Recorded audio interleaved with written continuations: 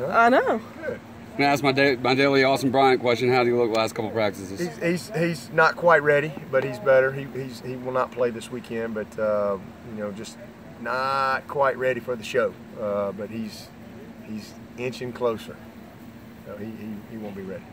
About Adrian Baker, is he a go Saturday? Or? No, he's not. I mean, he's doing pretty good, and but he's just kind of getting his football legs back, competitively. And like I said, he's been doing all the rehab stuff, and they just put him back into practice this week. So, no way we would throw him out there in a game like this. He's got to kind of, now that he's been cleared, he's got to work his way into the football part of it. But he's doing good. Did the last 2 days full gear. He's doing all the competitive work and one-on-ones, and so he's same thing, inching closer. How about Hunter? How's he doing with his injury? He's actually doing really good. He goes through all the drills. He catches everything. He does all the routes versus air, catches all the balls. He can do everything. The problem is because he can't tuck it. And so we're not going to put him back out there until he can, like literally tuck the ball like he needs to from a ball security standpoint. But he does everything. Which is good, because it's a weird injury. If he was another position, he'd be playing, but it's a good thing in that he can still run all the routes. He can get all the individual work and keep his stamina the way it needs to be, stay sharp with his route running. He can still work on his punting if we need him to do that. He's actually our third holder. We're going to actually dress him. He's going to dress out Saturday because he is the third holder. Right. Lord help us if we get to a third holder, but if we did, he's actually the third guy, so he can hold. That's not a problem for him because he holds it with his left hand. You spin it with your right hand. So right. Can't find another guy who can hold the ball. Well, I mean, that's just kind of it's not. It's a harder job than you think. That's a very difficult, and the timing of all that, and he's got a lot of work at it. But when do you think is the timetable will he get back out and be able to play wide receiver? It just as soon as there's a certain percentage that he has to be on the phone thing or whatever, and then they'll cut him loose. So he's doing great. Like I said, in his mind he can play, but I don't feel good about putting him out there without him being able to tuck it like he needs to. Speaking of the wide receiver wideouts, it seems like your confidence has increased in Cornell Powell last couple of games, and DeAndre Overton was even open for a touchdown on Thursday night. Deshaun missed him, unfortunately, but how do you feel about those guys in a big game like this? They're getting, well, I mean, I think Cornell's taking advantage of the opportunity. Obviously, with Renfro going out, it kind of shuffled everybody around, and he was kind of the next guy up.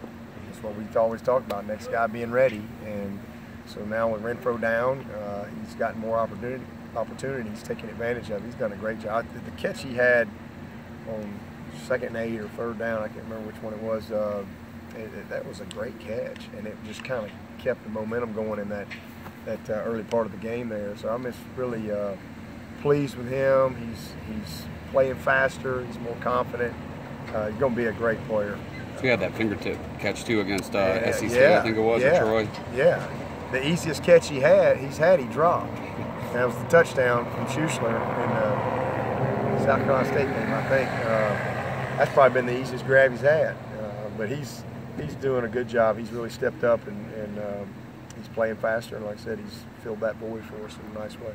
Two different quarterbacks and offenses now, but the last 2 years, the Louisville matchup, a lot of struggles on 3rd downs both ways. I mean, do you think that factors in at all for Saturday night?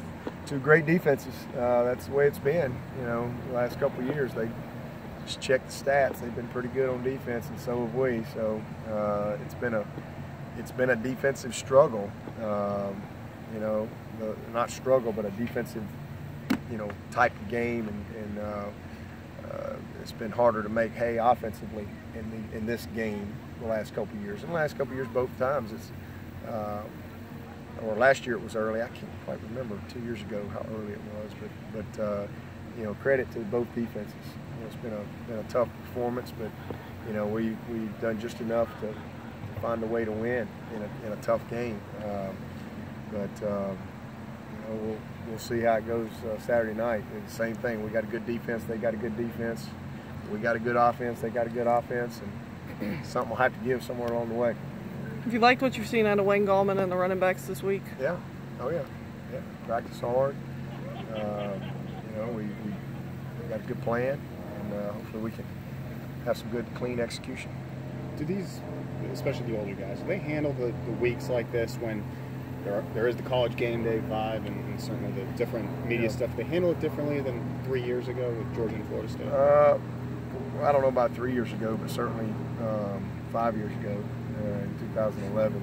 You know, I think that was kind of new territory for our veteran guys. You know, even though we had been kind of steadily building, it was kind of uncharted territory for everybody. And you know, but now even 13, you know, I don't know what we were. We were 11-2 and 13. Is that right? So, you know, I think that in 12 we were 11-2. Won some big games, but the games we've lost have been good teams. I mean, since 11, 12, 13, 14, 15, the time we've gotten beat, it's been a really good team, and they've been better than us on that day. So, you know, it's not because of the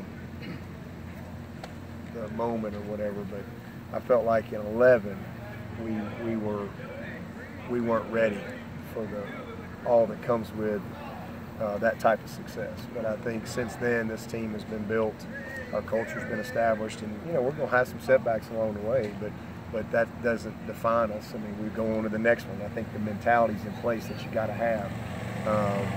It's got to be different than it is for the fans. I mean, I know it. I know how it is for the fans. You know, there's certain games they get more excited for and all that type of stuff, but it just can't be that way. You know, for a long time, I felt like that's the way it was here at Clemson. You know, it was more, oh, well, what uniforms are we wearing? Well, you know, I used to get letters like, oh, y'all have to wear this uniform because y'all win X amount of time in this uniform. And I'm like, give me a break, you know. And that's why we just cut all that crap out. I used to get just so sick of that, and because then it affects the player. Oh, we got to wear this. Oh, we're not wearing that. Oh man. Oh, it's a noon game. Oh man. Dang. Well, we play better at 7. No, we play when they tell us we play, and we play to a standard. And so our guys have bought into that. And I mean, we don't prepare any differently. They all are aware that, hey, this is 2 undefeated teams, and it's one of those moments that comes along the way on your journey that, all right, boys, we don't have to play perfect, but we're going to have to play well. We don't have a lot of room for error in a game like this, and neither do they. And so, you know, let's understand that, but let's do what we always do. Let's prepare with purpose, great effort with technique. Let's be committed to being the best we can be and doing the best we can. That doesn't change regardless of who we play or what uniform we wear or what the weather is or what time the kickoff is. It just doesn't change. Or what the other team's ranked, you know, none of that can affect that mindset as a player. Now, I know for fans it does, but as a coach and as a player, you can't have that. And you know, we've been pretty good at that. So if we get beat, you know, I don't like to throw excuses out there. We get beat, it's not because game day came. Because the other team just beat us, you know, and you shake their hand, you move on to the next one. And that's just the way we look at it. There's 12 games, and they're all huge. We put everything we got into each game trying to find a way to win. And we've been able to win a bunch, a lot more than we've lost, and hopefully we can keep it that way. Along those lines, you know, talk about experience. How much more confident do you feel knowing that the guy you got playing quarterback has played in so many big games for you? Yeah, well, I mean, that's awesome. And nothing like having an old savvy veteran, man, that's not going to panic on you, make some mistakes, and not going to go crazy if he comes out and throws 3 touchdown passes right out of the gate. You're up 21-0. You know, he's going to have some poise to him and understand that you got to play 4 quarters. And I love you, Christian. It's great. I mean, not just a veteran guy, but a great player.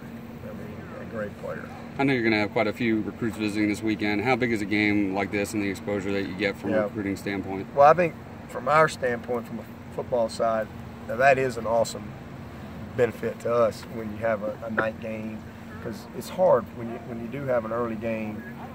It's hard for some of those guys to get here. They play on Friday nights, and y'all all know how it is coming into Clemson on a nooner.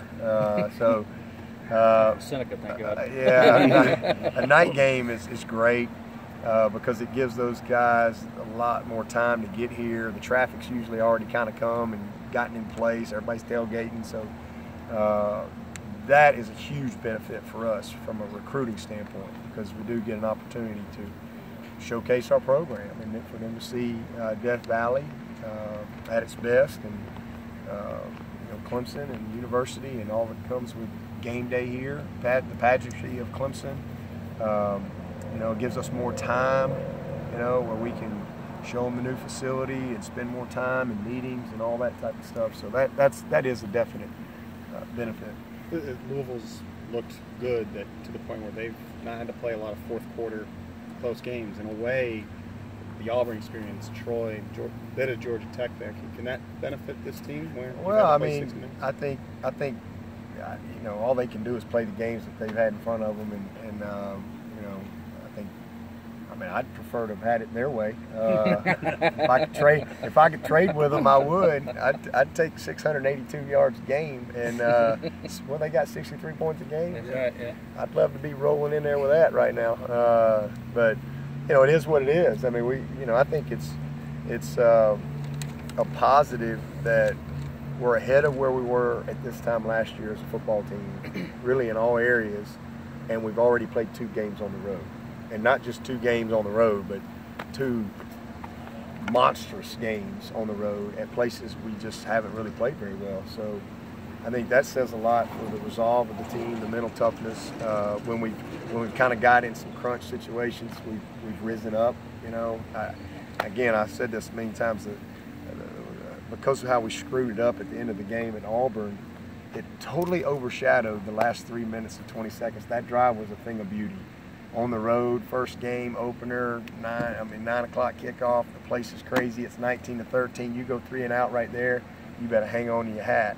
And we just put an unbelievable drive together. And that just kind of got, nobody even talks about that, because we screwed it up so bad at the end of the game and had to give them the ball back in 40 seconds. But I think that they've got great resolve to them, and fortitude to win, a will to win, a will to prepare to win, and our experience is our experience, their experience is their experience. Both teams are going to be fired up to play, and both teams have really good players.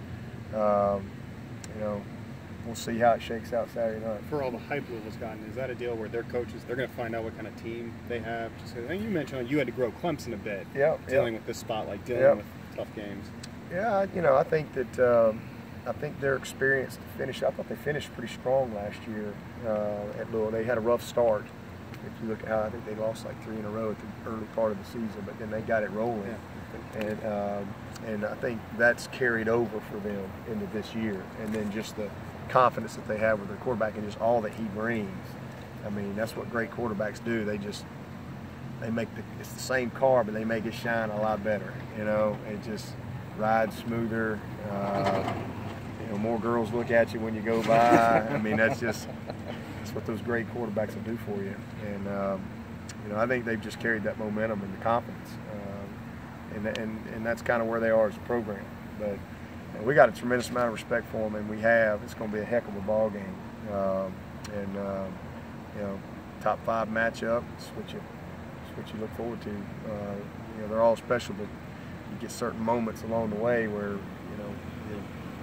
like I always tell them, you eat an elephant 1 bite at a time. Some bites are just got a little more juice to them than others, and this one's going to be a fun one. Speaking of those special moments, minus a hurricane or a monsoon, is this a BYOG game? Oh yeah, there's no question. You better bring your guts and heart for this one. Ain't no doubt about it. This one is you can't be you tiptoeing through the daisies out there. In this one, you get exposed pretty quick. You better show up and be ready to go, and we'll be ready.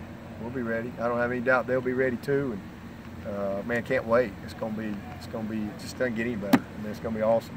Two great teams battling it out. Somebody gonna win, somebody gonna lose, and I know both teams will give it all they have to try to win the game and to kind of stay in control of your destiny. I don't think they're gonna come and give us the Atlantic Division trophy when it's over.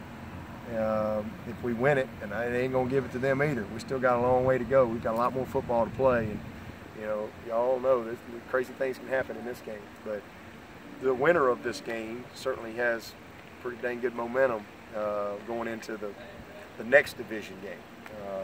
It's only the first one, and again, you're both fighting to try to stay in that driver's seat, if you will, and not have to depend on anything else. And so, looking forward to it. All set.